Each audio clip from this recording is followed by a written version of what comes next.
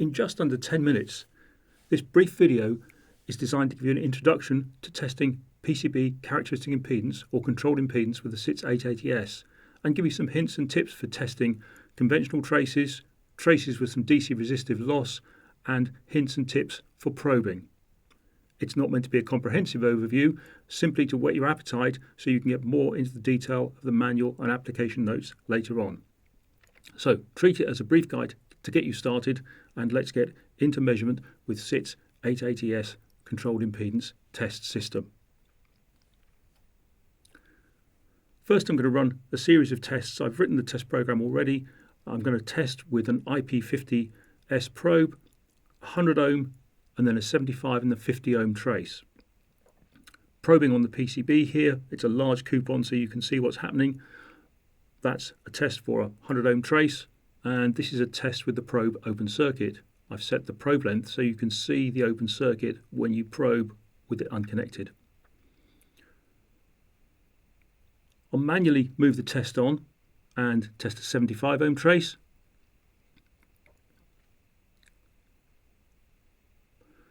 There's a 75 ohm trace, and again manually move the test on, and this time test a 50 ohm trace. The small bump on the left hand side of the trace is the interconnect aberration at the start of the trace before the test coupon itself. It's important to minimize this, and we'll show you how to do that later on in this video. For differential traces, you typically need a differential probe, which has got two coaxial cables, and probe the end of the differential pair. And in this case, we're testing a 100 ohm differential.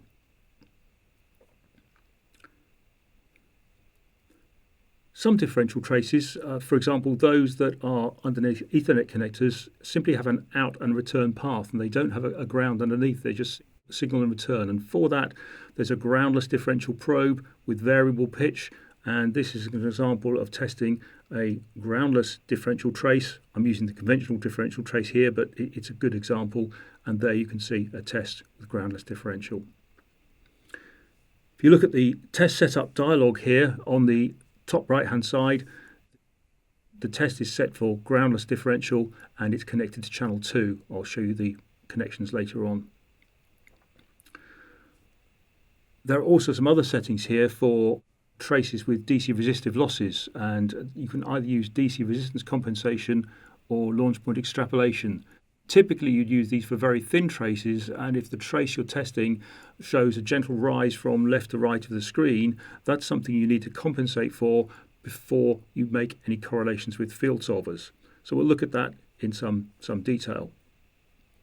There are settings here for tolerance, for vertical settings, for how much you expand the vertical scale. 10 ohms for division is typically fine, and a number of other advanced settings for more experienced users. On the left hand side, the horizontal, you can set the units to inches, millimeters, feet, whichever unit you prefer, or you can set in time, but often people prefer to set in units of physical measure so you can relate them to the coupon themselves. We'll now move on and look at some detail at the launch point extrapolation and DC resistance compensation, which is used for testing of traces with DC resistance. The initial traces I showed you had nice flat characteristics. The DC resistance was low enough to get a very smooth flat trace across from left to right across the transmission line. When you test thin copper and narrow traces, the DC resistance stacks up and the trace will tend to rise from left to right, and some users tend to mistakenly feed back the number into field solvers of the trace with the DC resistance on top of it, and this is going to give you erroneous results for calculating dielectric constant and also be quite misleading. So if you're working on thin copper and narrow traces, you need to choose one of the two methods, either DC resistance compensation or launch point extrapolation. Typically an OEM that's specifying thin copper or narrow traces may give you some guidelines. If they don't, and you see traces with a sloping characteristic, it's worth checking back with the PCB specifier to make sure that you're measuring them correctly. You can also do a sanity check on these kind of traces by testing them from both ends. if they rise up when testing from the left and testing from the right, it's a DC resistance characteristic. But if the trace slopes up from one direction and down from the other, you're looking at something different, and that's taper on the etch from left to right across the trace. So be aware of that when you test these type of thin traces. So I've chosen a coupon here which has got very thin copper and a narrow trace, and when I probe on the coupon and make a test, you can see that the trace rises from left to right, and I've chosen launch point extrapolation here. This projects a line fit back to the start of the trace and tests on the actual launch of the test trace. So here you can see 54.2 ohms. That's the impedance we've calculated by projecting the line back to the start of the coupon. The same effect can be had by measuring the DC resistance, and here I've taken out in the white trace, I've removed the effect of the DC resistance. You can see in the shaded trace there's an upward slope, but with DC resistance compensation, when I measured this with a meter, it was around 0.4 ohms per inch, and I've removed that from the measurement. Both of those will give you the same answer for impedance.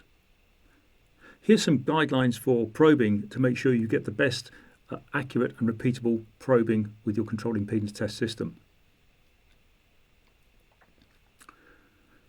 I'm going to place the probe on the test coupon, and I've set the display to memorize up to 5 different test traces. And here you can see, as I compress the probe, I get more or less aberration at the start of the trace. The best connection is got when the probes are fully depressed, so make sure you fully depress the probes, otherwise that bump or aberration will ripple through into the measurement area and slightly compromise the measurement.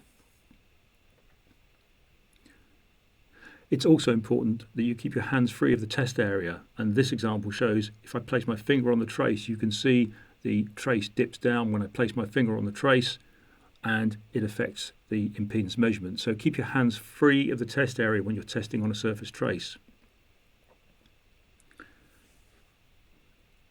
Also worth noting that the impedance is affected by the surface of the table, and if I use a surface trace again and place the coupon upside down, the dielectric constant of the table will affect the impedance measurement, so you'll see a false measurement because the impedance drops, and actually because of the dielectric constant it makes the coupon appear longer as well. There's the trace back the right way up, and you can see a good, flat, repeatable professional impedance measurement with great repeatability and minimum aberrations where the probe connects into the coupon. Let's take a look at the 3 probes used in these examples. The first probe is the IP50S probe, which is used for all single-ended traces. That's a very versatile and flexible probe for single-ended. The groundless differential probe is used for traces where there isn't an underlying ground, and the IPDS probes are for differential traces, and here you'll see them connected to channel 3 and 4. Thanks for watching this very brief overview, and I hope it's inspired you to look at more detail in the manual and the application notes, and if you'd like further information on the CITS, please do contact your local office, and you can see the details in the following screen.